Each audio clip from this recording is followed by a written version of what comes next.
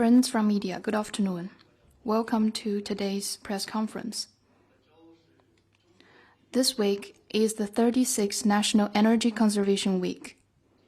And today, June the 17th, is National Low Carbon Day. We are glad to see that energy-efficient and low-carbon lifestyles are increasingly taking root in households and becoming part of people's daily lives. In the first year of the 15th Five-Year Plan period, China will make continuous efforts to advance green transition in all respects of economic and social development. Guided by the goals of carbon peak and carbon neutrality, China will make concerted efforts to cut carbon emissions, reduce pollution, pursue green development, and boost economic growth.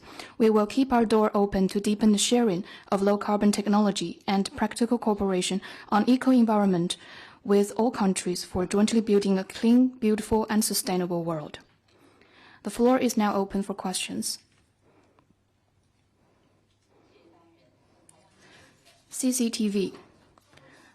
This morning, the Chinese government released a white paper on global governance this morning. What message does China hope to convey to the world?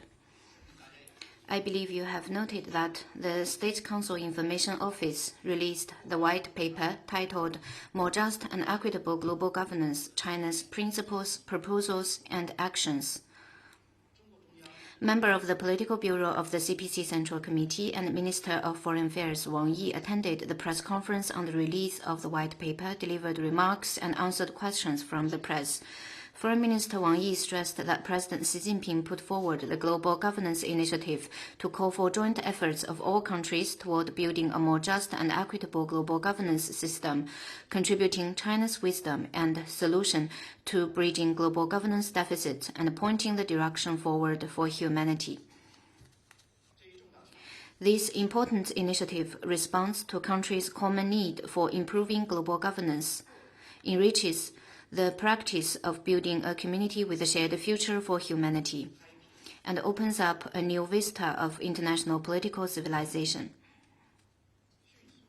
In a short period of time, the initiative has received welcome and support from nearly 160 countries and international organizations, and over 60 countries have joined the group of Friends of Global Governance.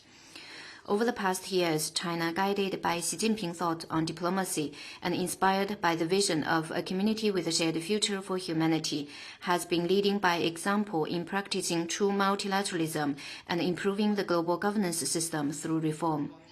We advocate universal and common security and bring a uniquely Chinese approach to resolving hotspot issues. China is the second largest contributor to the UN peacekeeping budget and has sent more peacekeepers than any other permanent members of the UN Security Council. China is committed to openness, cooperation, and common development. Under the framework of the Global Development Initiative, more than 1,800 cooperation projects have been launched and training provided to 80,000. Unilateral zero-tariff treatment has been expanded to cover all African nations and least developed countries having diplomatic ties with China. We support the Global South in seeking strength through unity as reflected by our 8 measures in support of Global South cooperation and efforts to promote the high-quality development of Greater BRICS cooperation. When it comes to creating new platforms for global governance, China has initiated the establishment of the International Organization for Mediation, and the World Data Organization has been stepping up preparations for the World AI Cooperation Organization and will host the inaugural Xiong'an Global Governance Forum this autumn. China stands ready to work with all parties to deliver on the Global Governance Initiative, uphold the central role of the UN, enable the Global South to play its pivotal role, address gaps and deficits in global governance, and strive to foster a more just and equitable global governance system. Next one, please. People's Daily. The African Union convened the high-level meeting of African heads of state and government and partners on Ebola disease outbreak on June 16th. Member of the Political Bureau of the CPC Central Committee and Vice Premier of the State Council Liu Guozhong attended the meeting via video link. Could you share more information on China's participation? On June 16th, member of the Political Bureau of the CPC Central Committee and Vice Premier of the State Council Liu Guozhong attended and addressed the high-level meeting of African heads of state and government and partners on Ebola disease outbreak. He pointed out that President Xi Jinping's important vision of a community with a shared future for humanity advocates building a global community of health for all, charting the course for international cooperation against the Ebola outbreak. Vice Premier Liu Guozhong stressed that China and Africa have always been a community with a shared future. China has provided emergency humanitarian assistance to the Democratic Republic of the Congo and the African Union, sending medical expert teams to the DRC with nearly 1,000 Chinese medical professionals fighting the disease shoulder to shoulder with African people. China will implement the Partnership Action for Health under the framework of the Forum on China-Africa Cooperation, provide assistance to the best of our capability in combating the outbreak, and call on the international community to strengthen solidarity and cooperation so as to help Africa overcome the outbreak at an early date. Next question.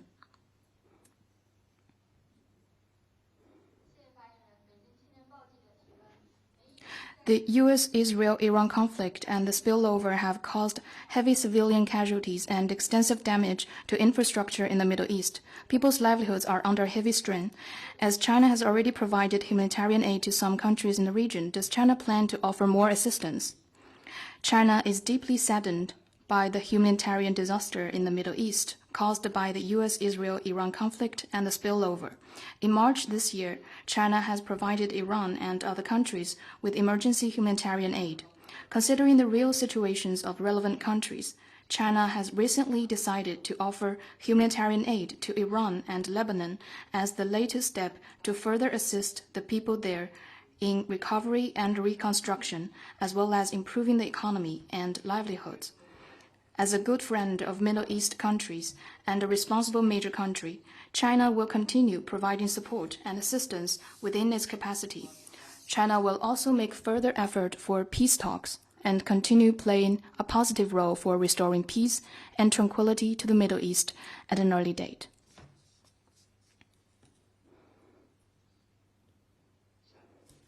Next question. Shenzhen TV. It is reported that China has removed the structure previously placed at Huangyandao reportedly under the pressure of the U.S. and the Philippines. Do you have any comments on that? Huangyandao has always been China's territory. China has indisputable sovereignty over Huangyandao and its adjacent waters. Since late May, the South China Sea Institute of Oceanology under the Chinese Academy of Sciences has conducted a comprehensive research covering the entire area surrounding Huangyandao. This scientific research helps deepen the understanding and forecast of the ecosystem of Huangyandao and improve the development of ecological civilization in the South China Sea.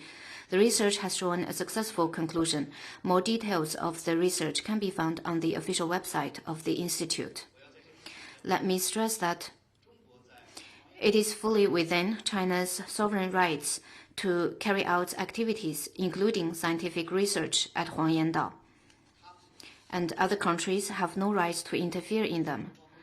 China urges relevant countries to stop at once the spread of disinformation and unwarranted accusation against China, and stop making provocations and creating trouble at sea. Next one, please. Global Times.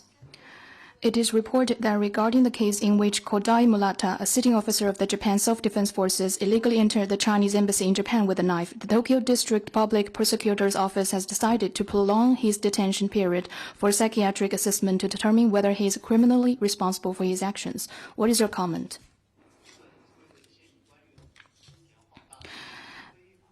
Nearly 3 months have passed since Kodai Murata, a sitting officer of the Japan's Self-Defense Forces, illegally broke into the Chinese embassy in Japan armed with a knife. The Japanese side's investigation and handling of the case have been proceeding slowly, while vicious incidents threatening the security of the Chinese diplomatic missions in Japan continue to occur. China deplores this and has lodged protests against the Japanese side on many occasions.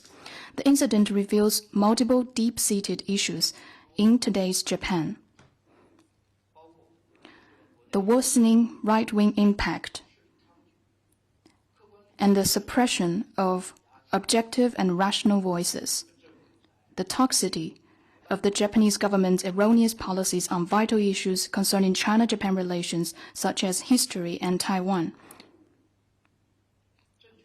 The serious lack of education on true history, the pervasive, erroneous historical views, the ongoing push for a more offensive and expansionist defense policy, and failure in supervising the SDF and maintaining discipline inside the forces.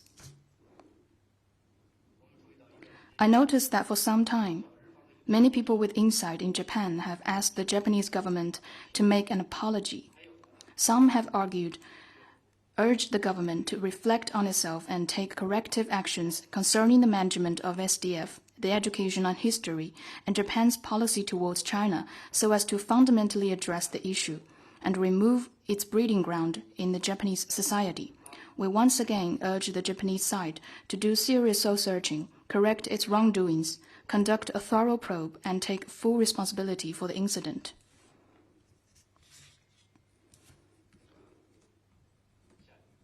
Next question.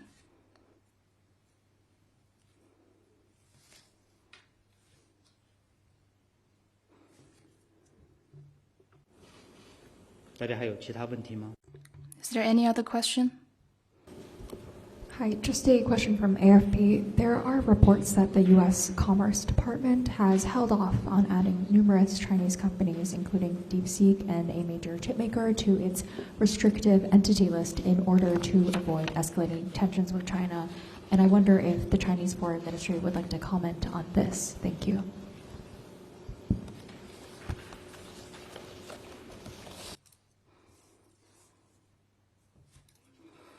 We noted relevant reports. China has always opposes the U.S. side in overstretching the concept of national security and abused the use of entity list to maliciously suppress Chinese enterprises. The U.S. side has politicized and instrumentalized the economic leverage. Next question.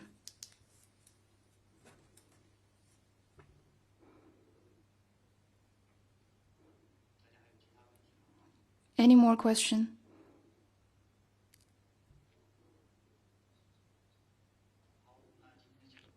That concludes today's conference. Thank you.